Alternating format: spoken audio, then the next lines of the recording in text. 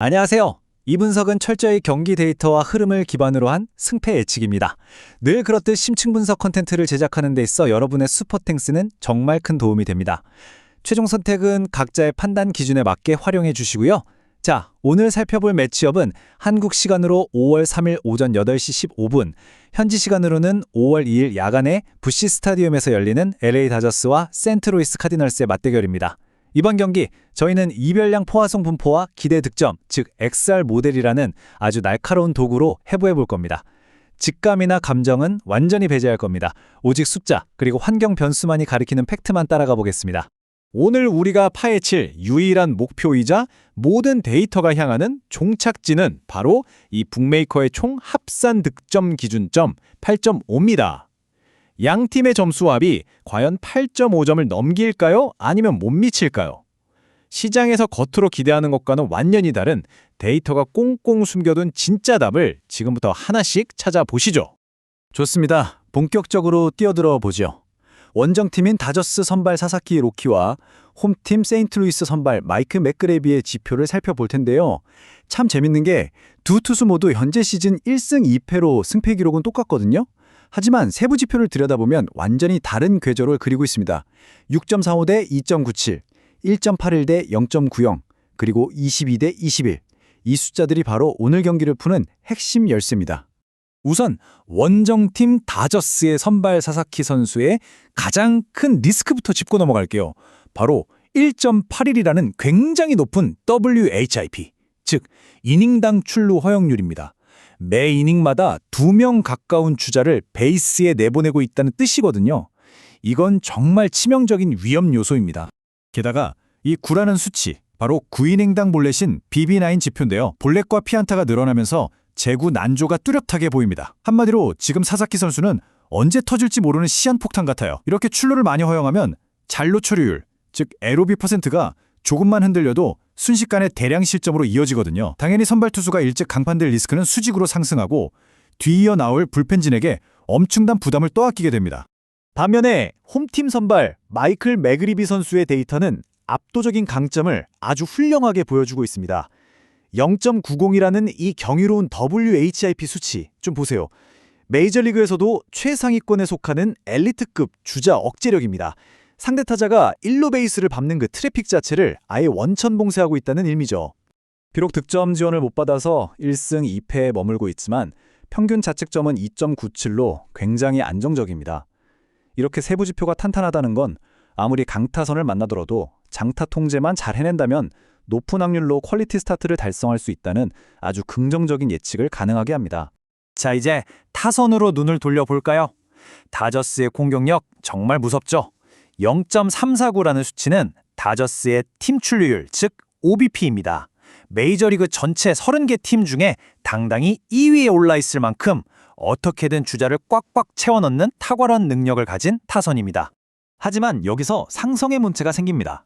다저스가 메이저리그 2위의 득점권 창출 능력을 가졌다고 해도 오늘 만나는 투수가 다름 아닌 WHIP 0.90의 맥그립이잖아요.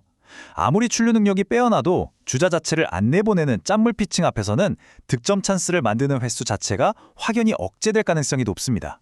창과 방패의 대결인데 오늘은 방패가 훨씬 더 단단해 보인다는 거죠.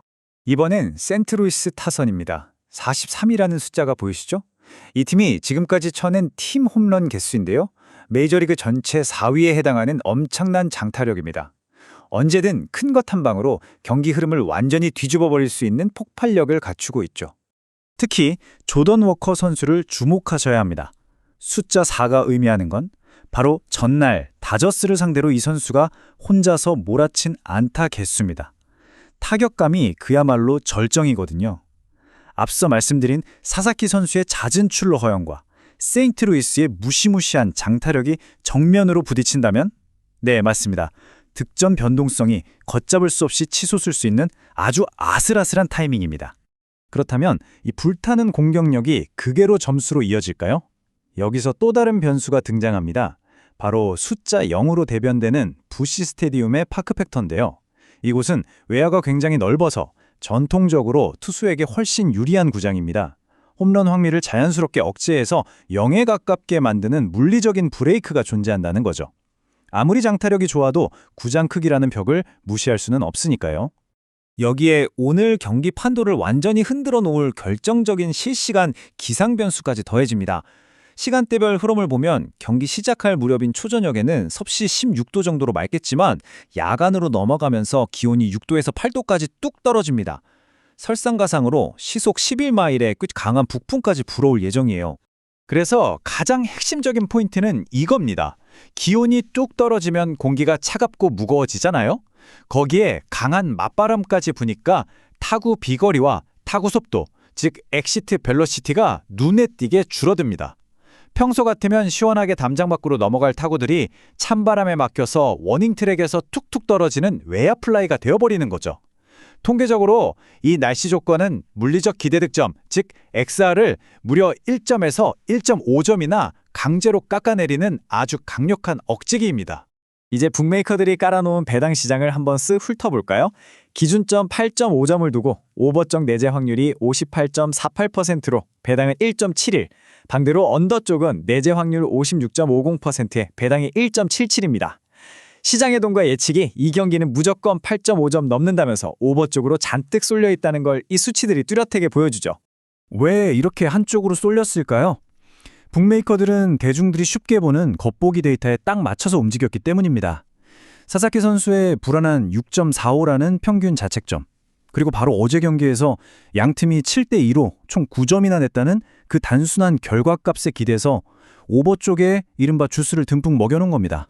하지만 여기서 정말 흥미로운 지점이 나옵니다. 겉보기 데이터에 닦인 시장 덕분에 진짜 통계적인 기대가치, 즉 플러스 EV는 배당이 더 높은 1.77 언더 쪽에 고스란히 숨어있게 된 거죠. 맥그리비 선수의 숨막히는 주자 억제력 0.90이라는 숫자, 거기에 득점을 꽉 눌러버리는 추운 날씨와 역풍이라는 절대적인 환경 변수를 모델에 넣어보면요, 오늘 양팀이 합쳐서 9점 이상을 낼 확률은 시장이 호들갑 떠는 것보다 아주 훨씬 더 낮습니다.